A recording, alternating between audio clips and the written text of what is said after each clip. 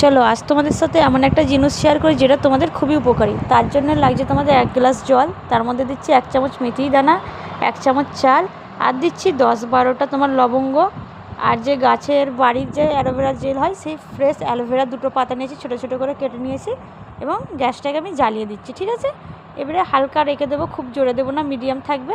তার মধ্যে দিচ্ছি 1 চামচ চায়ের পাতা দিয়ে ভালো করে মিক্স করে নেবো এবং এটাকে জাল হতে দেবো যতক্ষণ, হালকা আঁচেই হবে। এটা একটু কালারটা যতক্ষণ না চেঞ্জ হচ্ছে, কালারটা যখন চেঞ্জ হয়ে যাবে সেটা আমরা ছেঁকে নেবো এবং ঠান্ডা করব। এই জিনিসটা তুমি বেশি করে করে বাড়িতেও তুমি আর কি ফ্রিজে রেখে দিতে পারো 4-5 দিনের জন্য।